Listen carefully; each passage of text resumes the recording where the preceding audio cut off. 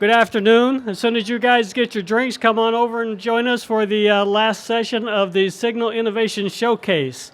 Our next guest speaker is Marlon McFate, who is the Public Sector CTO and CISO for Cohesity. So come on over and join us. Oh, no, got to bring it up here. Sorry. All right. Well, welcome. Grab those drinks. Come on over.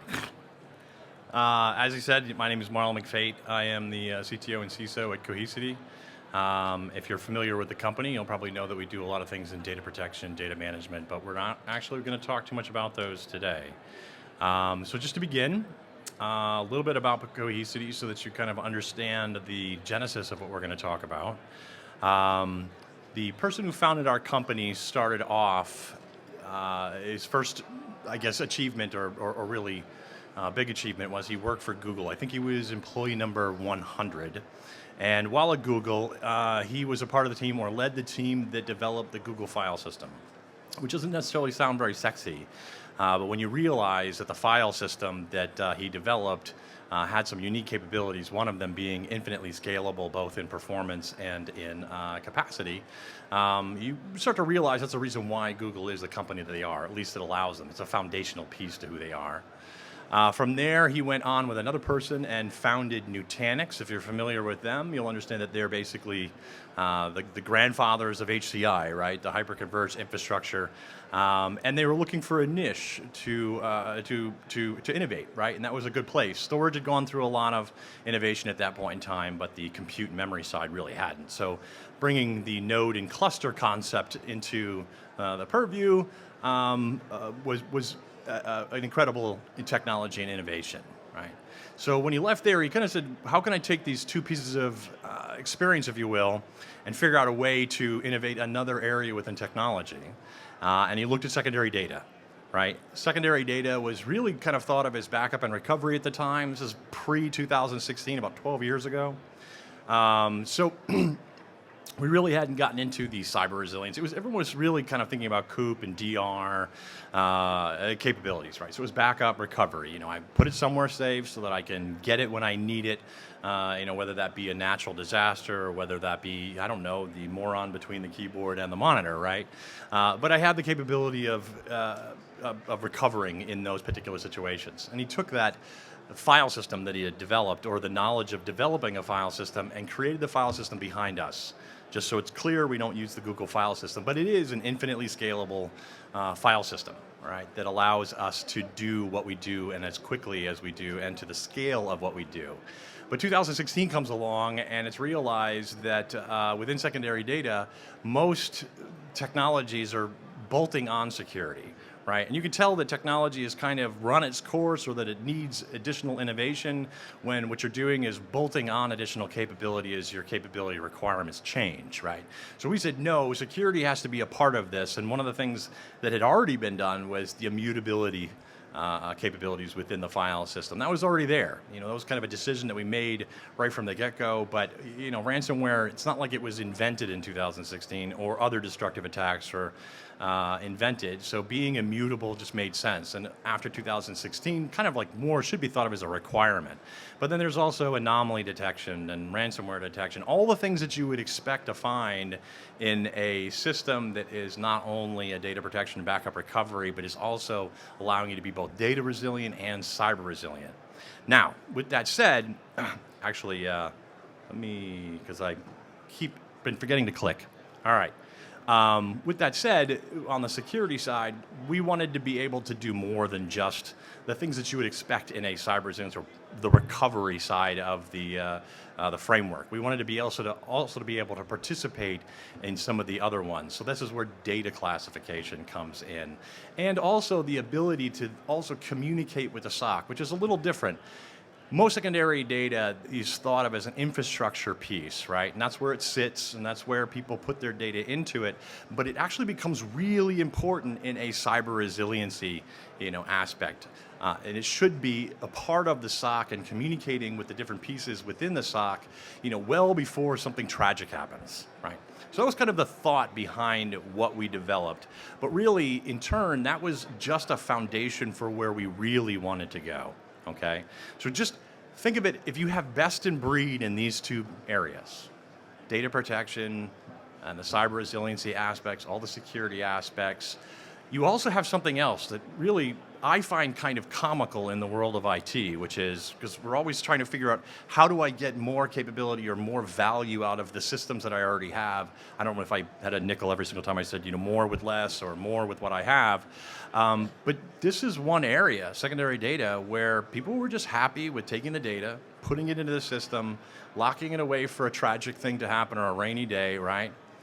And not thinking about what additional value could I get out of this. Let's think about this. This is an infrastructure that probably is, relatively expensive in the scheme of things, and it has all of the data that's important to me in it, right? Then think of what CDOs have been looking for. Well, I've been talking to them for well over a decade, and they've always said to me, it's like, how do I get my arms around the data? It's in all these silos, it's dark, it's, I don't even know what type of data is, I don't know where it is. So how do I actually physically start to rationalize where data is and how can I get, a bigger picture of it? But then the next one is how do I get my mind around it? What can I do with that data? What is in that data? What is the value of the data? And we realize because of the way we do things with our file system, we basically have created a repository, if done correctly, which it should be, right? That contains all of your data classified and indexed throughout your entire infrastructure, regardless if it's unstructured or structured, object or file, database, we don't care. It's all in there. So I actually have a convergence point, if you will, of data. So what can we do with that? And that's where these other three bars come in. We're going to talk about the top one today, for the most part, okay? But mobility and access, they're important too. When I started off my career in technology, I was a software developer, right? And it was for a very small company. And one of the things that we always found very, very difficult was developing synthetic data to do my test and dev, right?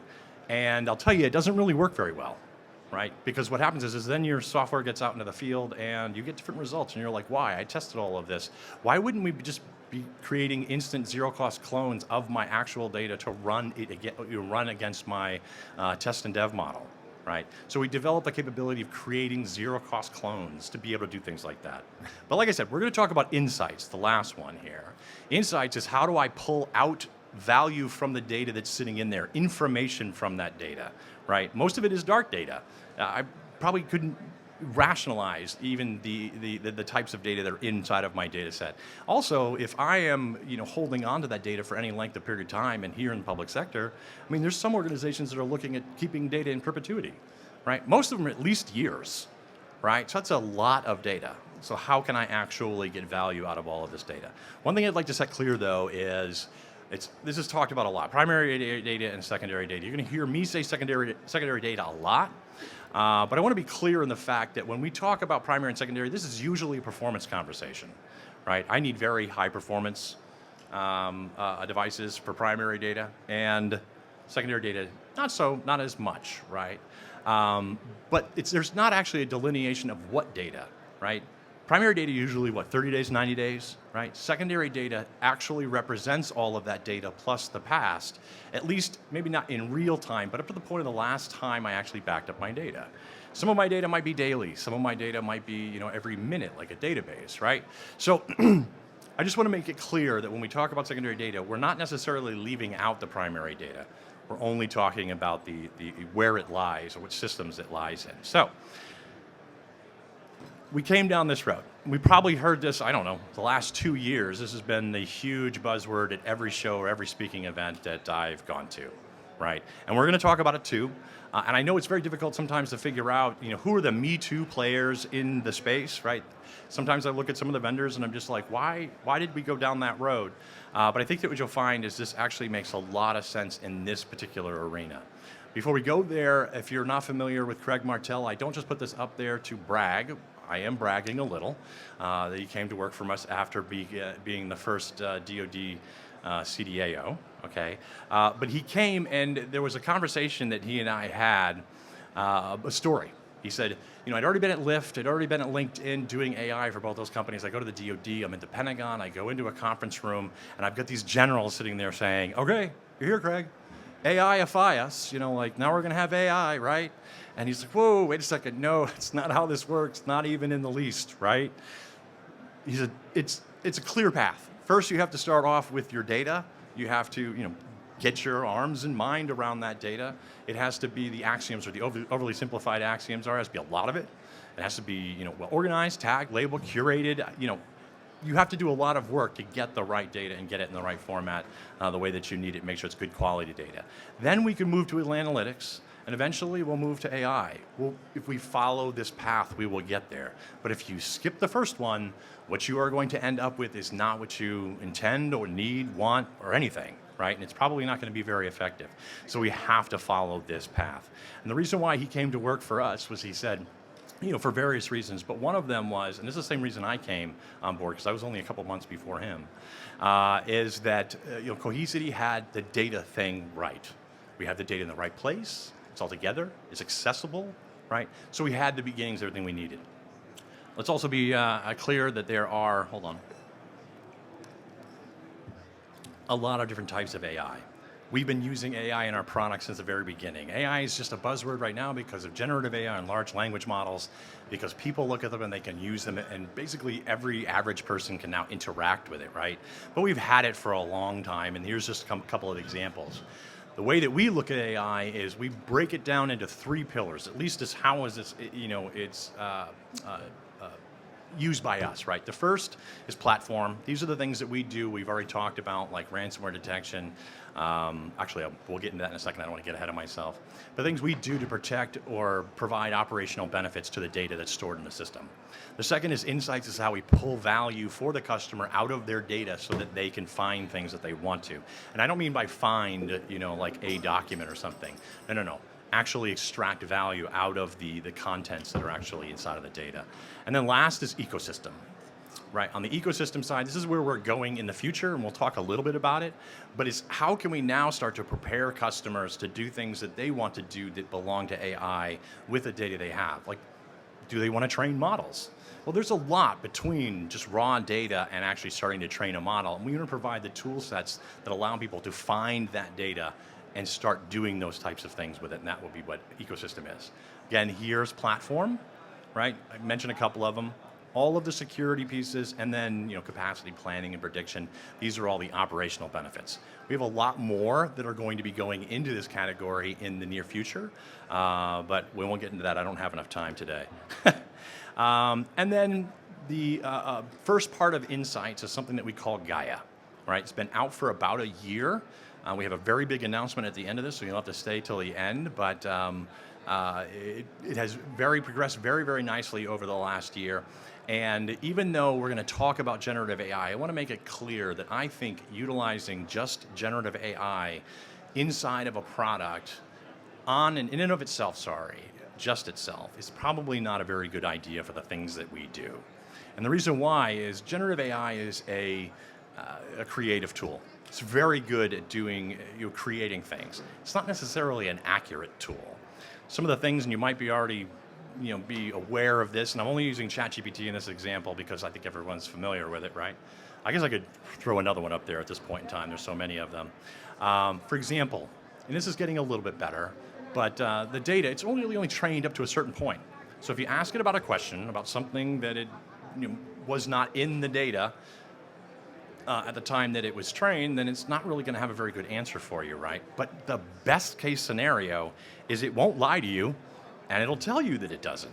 More likely, though, it will lie to you, right? It doesn't, there's no malicious intent here. AI doesn't have morals or malicious intent, right? But it's trying to come up with an answer. Think of generative AI as a little puppy. It wants to make you happy, right? It wants to give you an answer, and I think we probably heard some horror stories here, like the lawyers that used it to write the rebuttal that they submitted to the court, and basically everything, all of the law, all of the citings, none of it existed, but it looked really convincing at first glance. And then lastly, it's not transparent. This is also getting a little bit better in certain situations. It can't tell you where it got its information from. I actually have a good example of this. I asked ChatGPT recently to tell me how many moons Jupiter had, and it told me there were 76, right? Then I said, okay, could you refactor that? By the way, it gave me a really nice table with, with the names of all of them, where their orbit was, a little bit of information about it. It was great. Then I said, refactor this, but only use information you find from NASA. And of course, it said, okay, and it did the same thing. Now we're down to 56 moons. They're both wrong. We have well over 100 moons around Jupiter, right? We've been finding a lot of them, right? So this example of all three, it's giving me a lie. It didn't tell me the truth, that it doesn't know, or, right? Because let's be honest, it also doesn't know what it doesn't know. And then it's out of date, it's hallucinating, it's telling me a lie, and then it can't really tell me. When I said NASA, did that mean it actually looked only for nasa.org? That's obviously wrong, right? Or was NASA somewhere close to it in the vector database? I mean, you can't tell me how it came to that conclusion. So that's where RAG comes into play. And if you haven't heard of RAG, RAG is retrieval augmented generation. And it solves some problems if done correctly here. RAG's not difficult, right? RAG is not our technology. What is our technology is the chunking algorithms that we came up for different types of data, so that when you present that data via RAG, which we'll get into here in a second, you can find the data that you're looking for. All right. So this is how RAG works. Think of ChatGPT. Like, we'll use that as the same thing here. And I ask it the question, what was Cohesity Gaia? And this is it's not in its knowledge base, right? Because it was created after the large language model was trained. Again, best case scenario, it's going to tell me the truth that it doesn't know. But if RAG is involved, what I can do is I can take data that sits inside of my infrastructure, okay, and through a process of pulling embeddings and vectorizing, or putting into a vectorized database that data, I can now present that information to a generative AI solution or a large language model, and now it will use that to come up with its answer, as opposed to its training in the large language model. So in this case, the large language model is there for contextual understanding and some knowledge and the human language interaction, right? But the data that I'm looking for all comes from my data set, right? And so if that exists, it'll say, hey, do you have information about this? And let's just say I took all of the documents and everything about our development and all of our, manuals on the product at the time, and that's what I used to present to it. It would then be able to say, yes, I actually understand what Cohesity Gaia is. Here is the summary or the information about it. And here is, by the way, where I found that answer. So now I have transparency. This list of documents, right? It's very, very good for compliance, investigation, analysis, intel analysis, e-discovery, a lot of different ways to use it.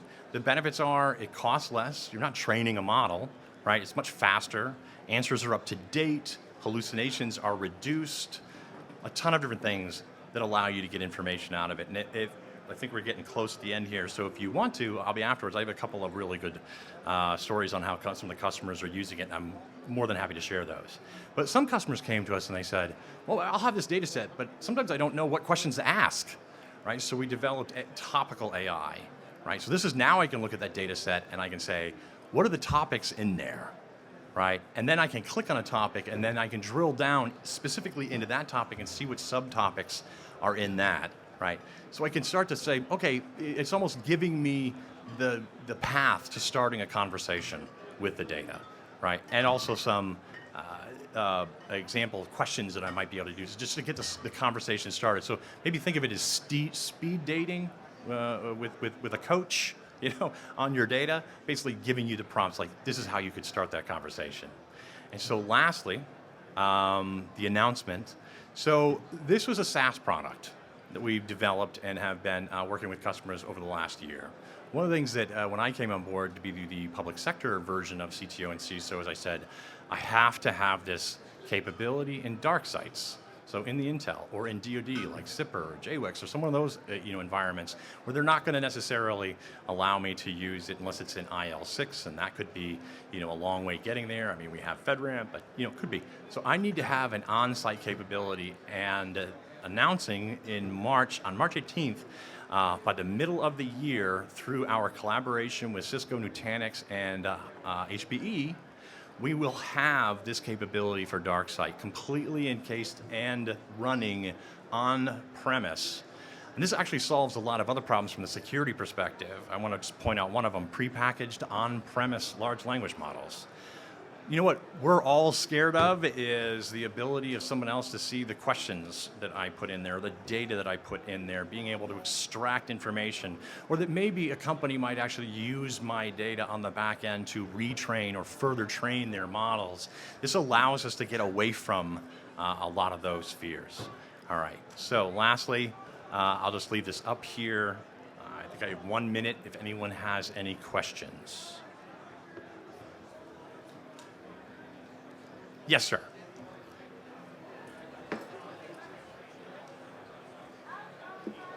How effective has the model retraining proven to be? I didn't hear the last part. How effective has the model retraining proven to be? The model training? How Retraining in terms of not creating any So- other artifacts that were not desired. two pieces. I'll answer that two ways. One, with RAG, you're not training a model. There's no training a model. You're taking the data that you have, you're pulling the embeddings, and you're putting it into a vectorized database, and that is what is used to provide the answer. So it's kind of like a model, but you're not training a model. That said, on the platform side, platform side, that where we're going with this, one of the things that we find difficult in the world of AI is not only training a model on my data, but it's also the verification and the continual updating of the models. So some of the technology, in a very simple way, will be able to allow customers that are training models on the data to then make a decision, say, I have data, new versions of this data coming in every single day. I want to make sure that I'm continually updating or retraining the model, say, on a daily basis with the most up-to-date data. Because the difficulty here is if I train a model, let's just say today, a year from now, I'll look at that model. Is it still valid? Right? The only way that it's still valid is if the end situation never really changes or the conditions never change. If those do, then my model's not really any good anymore, and I need to continually revalidate and retrain it on a daily basis to get the point. I think the point you're trying to make is that needs to be simple, and that's what we're working on that end. Does that answer the question? This might be a silly question. No silly questions.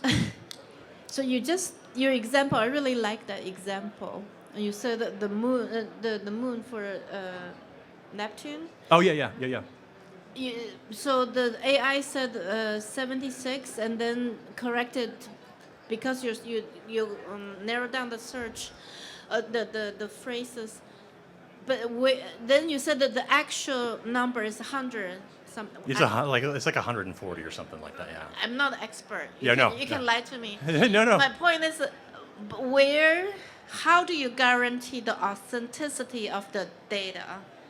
That where the, you know what I'm trying to say? Because Yep, I think so. at the end of the day, it could happen that because the AI and the real data is all mixed together, so could the AI is being fed with AI data? Yeah.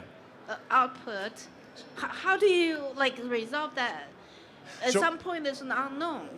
No, absolutely, 100%. Philosophical. And I think I understand where you're going with it. It's like, how do I, will we ever, I think the question really in the end is are we ever going to get to a point where something like generative AI, that we can rely on its answer to some high degree, right? And unfortunately, the answer is no.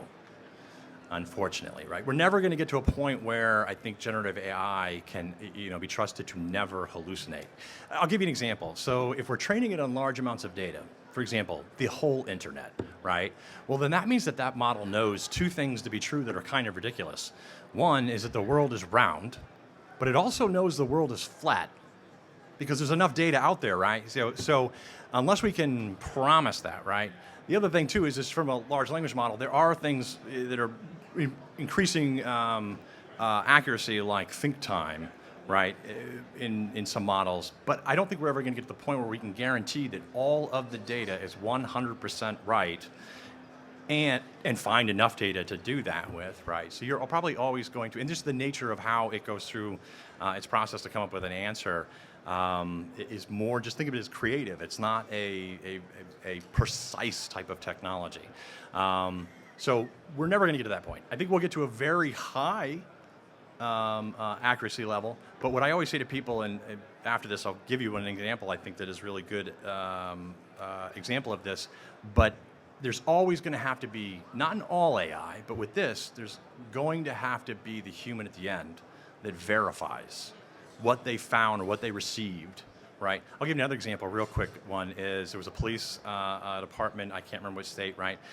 They put in all these criminal records and then they said, do you see any interesting trends? Right, was something similar to the prompt. And it said, yes, actually there's a trend of 12-year-olds, like a big spike in 12-year-olds getting DUIs. That's an example where we know the data was bad that we put in, right? But, again, garbage in, garbage out. It's not always going to be that obvious. You have to have a person who's going back and going, yes, this is accurate. What's great about it, though, is it gets us 80, 85, 90% of the way there, and we just have to do kind of the end validation part. So it does save an incredible amount of time. So do you feel like there should be some kind of governance, or I don't know, like I'm really scared, to be honest, because at some point we lost control. So we think the information we get is actually accurate or authentic, but it's not. But then because humans become so lazy, we're not actually doing our effort to go to the moons, go to the universe to find out the real information. That's what I'm really scared of. But anyway, that's a very big, long philosophical. Yeah, that one's going to take a little longer, and I want to be respectful. No, absolutely. If you'd like to, we can talk afterwards. So, all right. Marlon, thank you so much. That was great. Thank you all for joining us for our last session today. We'll start again at 8:30 tomorrow morning. Thanks a lot.